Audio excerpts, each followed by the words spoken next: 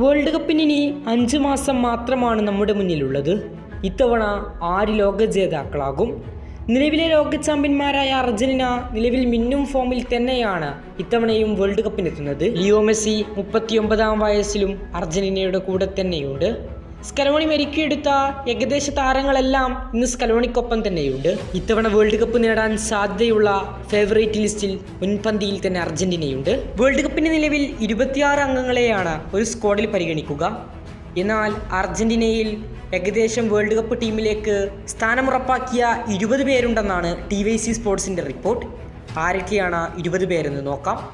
Goal keeper പൊസിഷനിലേക്ക് സ്കലോണിക്ക് വലിയ സംശയങ്ങളൊന്നുമില്ല. ദിബു മാർട്ടിനസും ജെർണിമോ റൂളിയും സ്ഥാനം ഉറപ്പിച്ചതാണ്. ഡിഫൻഡർമാരായിക്കൊണ്ട് നൗഹേൽ മൊളീനയും മോണ്ടിയലും അർജന്റീന ടീമിലുണ്ടാകും.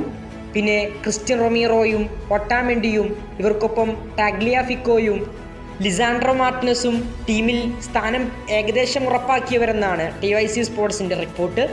മധ്യനിരയിലും വലിയ സംശയങ്ങളൊന്നും ഉണ്ടായേക്കില്ല. സൂപ്പർ താരമായ റോഡ്രിഗോ ഡിപ്പോൾ സ്കലോണിയുടെ ടീമിലുണ്ടാകും. പിന്നെ ലിയാൻഡ്രോ പെരഡസ്, എൻസോ ഫെർണാണ്ടസ്, അലക് മാക്കലിസ്റ്റർ, പിന്നെ സൂപ്പർ താരമായ ജീവാനി ലോസെൽസോ, യുവ സൂപ്പർ താരം സിമിയോൺ, യുവ സൂപ്പർ താരമായ നിക്കോപാസ് എന്നിവരും ടീമിലുണ്ടായേക്കുമെന്ന് തന്നെയാണ് TYC സ്പോർട്സിൻ്റെ റിപ്പോർട്ട്. ഇനി മുന്നേറ്റ നിര നോക്കാം. മുന്നേറ്റ നിരയിൽ Lionel Messi, Lautaro Martinez, Julian Alvarez എന്നിവർ സ്ഥാനമുറപ്പിച്ചതാണ്. മുന്നേറ്റ നിരയിൽ ഇവർക്കൊപ്പം നിക്കോ ഗോൺസലസും യുവ സൂപ്പർ താരമായ തിയാഗോ അൽമഡയും കളിക്കാനാണ് സാധ്യത. ബാക്കിയുള്ള ആ 6 പൊസിഷനിലേക്കാണ് വലിയ പോരാട്ടം നടക്കുന്നതെന്നാണ് റിപ്പോർട്ട്. ഏതായാലും ഇനിയും 5 മാസക്കാലമുണ്ട്.